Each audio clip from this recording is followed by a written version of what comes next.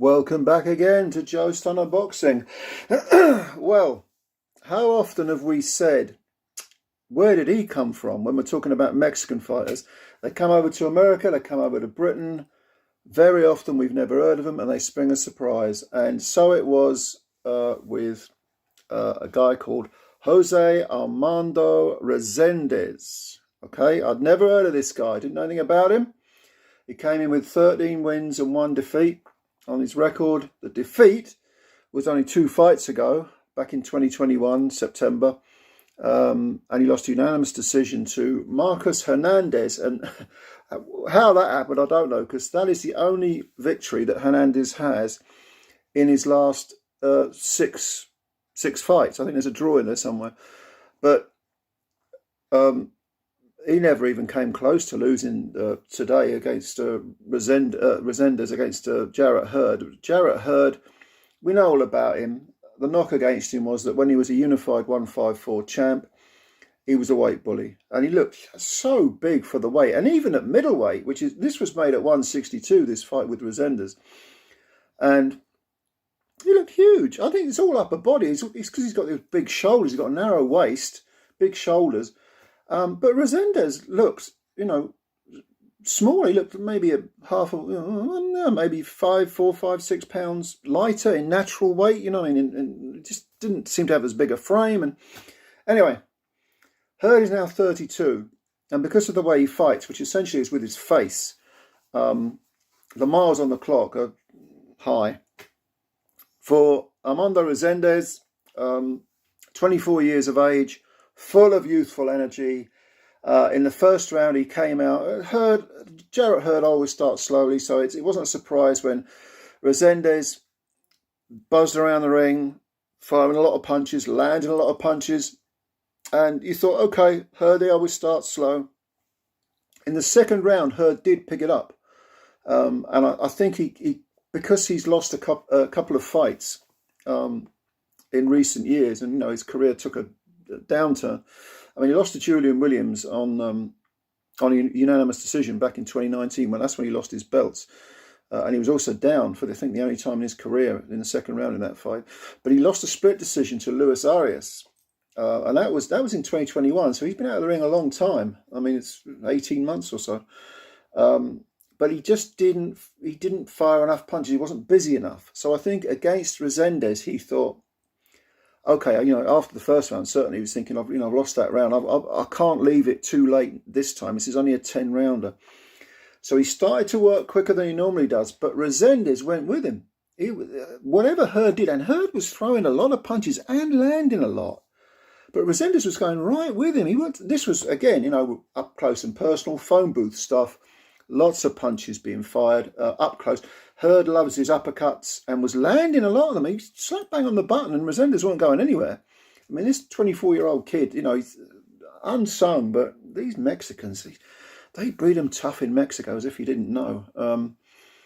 But Resendiz gradually was outworking Hurd. I mean, I can't remember who I had it to. I had it 3-2 in rounds. I want to say I had it 3-2 to Resendiz, but I might be wrong actually.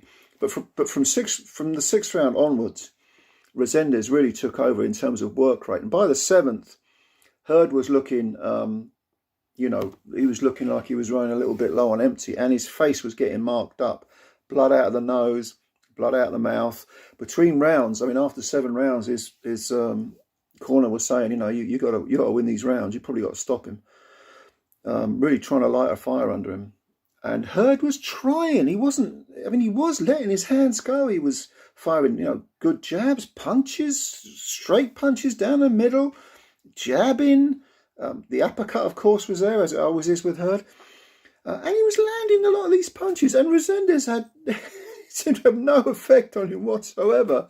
It must have broken his heart to some degree, Hurd. But after 8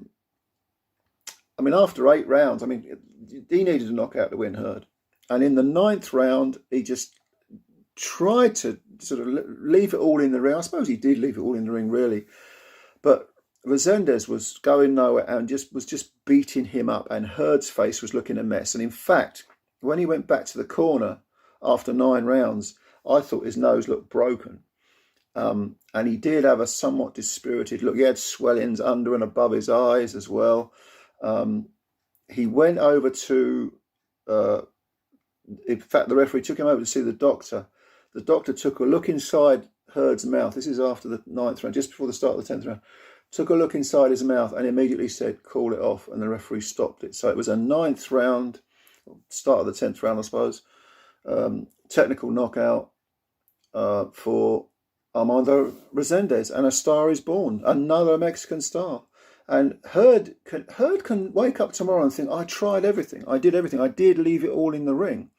It's just that on the day he was beaten up by this younger fighter. I mean, Hurd's 32 and Resendiz is 24. So, you know, maybe it's just the next generation taking over, I suppose.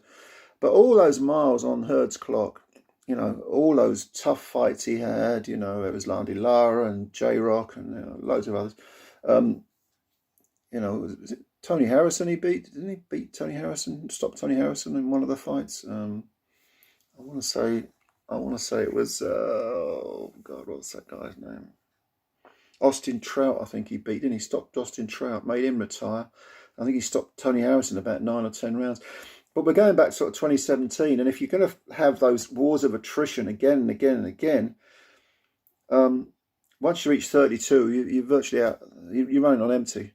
And I think that's what's happened with Jarrett Hurd. It's not like he looked shot, because even though he was being shaken, rocked a few times, knocked back, his legs weren't doing a little funny dance or anything. He was just being beaten up. And in terms of his neurology, I think maybe it's time to call it a day. I mean, I really do. Otherwise, the amount of punches he's taken, he's going to be walking on his heels. But for Resendiz, yep, another Mexican star in the making. He's got a future ahead of him. This puts him on the map. He'll probably get some good paydays. If he continues winning, he'll definitely fight for a world title. Maybe he'll fight for a world title within a fight or two. I don't know. But have a look at this fight. It's good. It was a very, very exciting fight. The 7th round especially was brilliant. A really brilliant round. I mean, you know, we're only at the start of March and already we've had some really terrific fights this year. This turned out to be a very, very good year in terms of quality of fights. But look at this fight and look at the 7th round. That was a thing of brutal beauty, I'm telling you now. Right up to the final, to the bell to end the round. It was just fantastic action, up close action. Both guys landing flush. All 4 fists moving. I mean, it's great stuff. Anyway, if you saw the fight, leave your comments below. Like the video if you liked it. Smash that like button. Smash that subscribe button. Much appreciated as always. Take care of yourselves. We'll chat again soon, and bye for now.